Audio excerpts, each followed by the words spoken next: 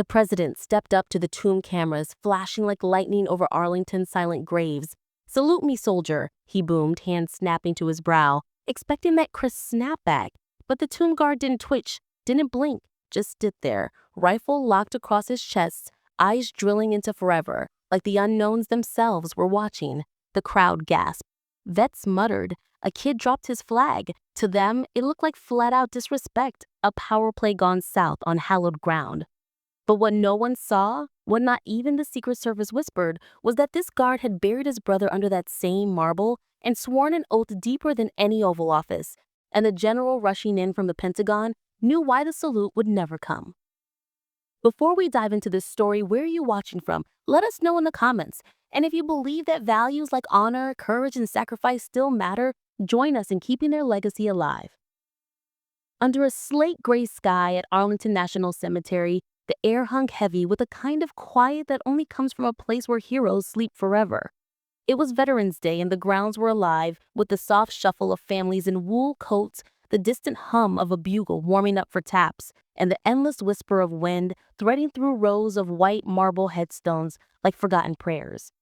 Sergeant Elias Kane, known to his squad as Iron Cane, stepped into his place at the tomb of the unknown soldier. At 35, he was built like the Virginia hills around him, solid, unyielding, with close-cropped dark hair and eyes the color of storm clouds that had seen too much sand and too little mercy. Elias locked his boots into position, heels together, toes out, at a precise 10 degrees. His M14 rifle, polished to a mirror shine, rested barrel up across his chest, bayonet fixed like a silent promise. The black wool gray coat hugged his frame, brass buttons catching the faint light, and his white gloves gripped the weapon with the steadiness of a man who'd forgotten what it meant to tremble. He was part of the 3rd U.S. Infantry Regiment, the Old Guard, the Army's elite, the ones who stood watch over the unknowns, those soldiers whose names the world had lost, but whose sacrifice America could never forget. For Elias, this wasn't just a post, it was a vow. He remembered the day he'd signed up for it fresh off a tour in Afghanistan, where the dust choked your lungs and the night stretched into nightmares. His older brother Jake had been killed in Fallujah years before, a Marine, 24 years old, taken by an IED that left nothing but dog tags and a folded flag. Elias had been 19 then, staring at that flag on the mantle back in their small Ohio town, feeling the weight of it like a stone in his gut. "I'll carry it for you, Jake," he'd whispered to the empty living room. Joining the old guard wasn't about glory or parades. It was about standing still when the world spun wild, about being the line that didn't break so the fallen could rest easy. Today, the plaza around the tomb was filling up. Veterans in faded ball caps leaned on canes, sharing stories in low voices. Families clustered near the amphitheater, kids wide-eyed at the eternal flame, flickering like a heartbeat. The changing of the guard ceremony had just wrapped, the sentinels marching off in perfect sync, bolts cracking against the granite like rifle shots. Elias was next, his shift from noon to 2, under the watchful eye of the relief commander up on the platform. He breathed deep, tasting the crisp bite of autumn leaves and distant smoke from a DC barbecue joint. His mind cleared, folding away the ache in his knees from last night's PT run, the faint scar on his jaw from a close call in Kandahar. Here, there was no past, no future, just now, just duty. Across the Memorial Bridge, the low growl of engines cut through the hush. A motorcade sliced the Potomac's reflection. Sleek black SUVs, tinted windows gleaming like obsidian, flanked by Secret Service agents in crisp suits and earpieces. The lead vehicle slowed at the cemetery gates, and out stepped a figure the crowd knew instantly, President Donald J. Trump. At 79, he moved with the same bulldog energy that had powered boardrooms and ballots. Broad shoulders under a navy overcoat, red tie flapping like a flag in the breeze, golden hair defying the wind. His face split into that trademark grin, the one that said he owned the room before he even walked in.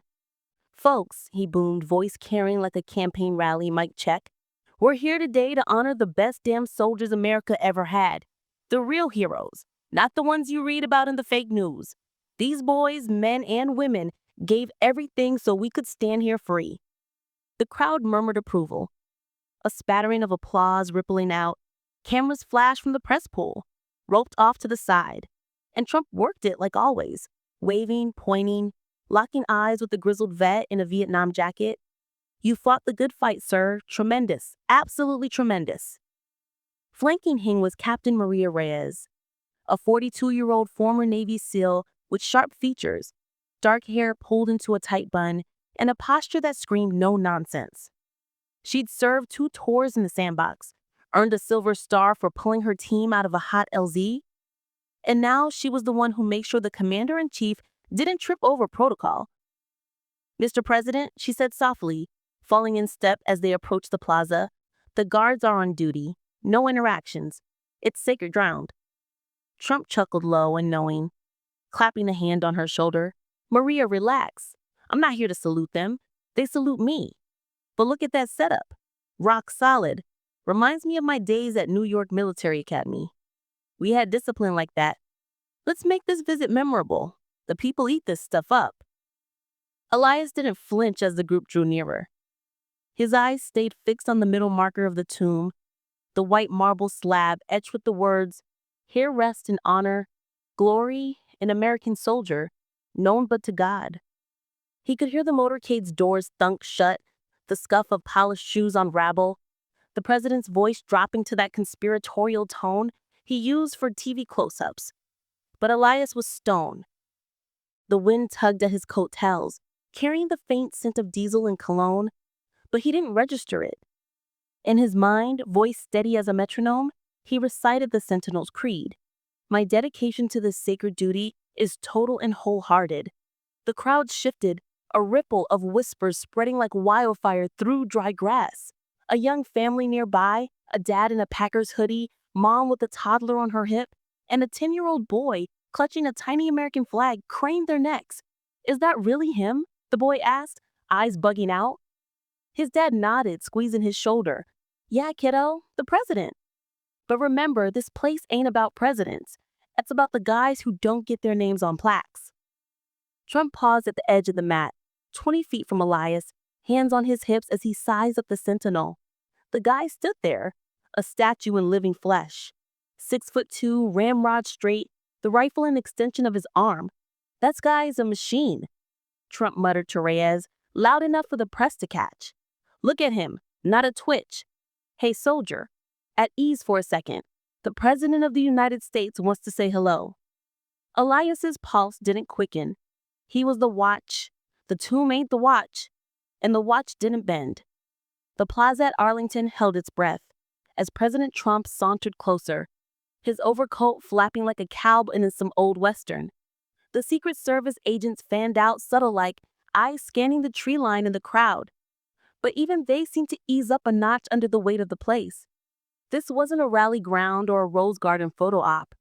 This was hallowed dirt where over 400,000 souls lay, marked by simple white stones, each one a story cut short by duty. Trump knew it hell. He'd been here before. As a candidate cutting ribbons, and as a president laying wreaths. But today felt different. Veterans Day 2025.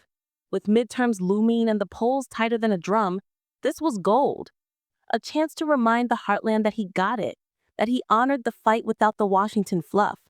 He worked the perimeter first, true to form, shaking hands with the cluster of Gold Star moms, their eyes misty under wide-brimmed hats. "Ladies, your boys were warriors, the best. We're bringing them all home now. Strong borders, strong military, no more endless wars."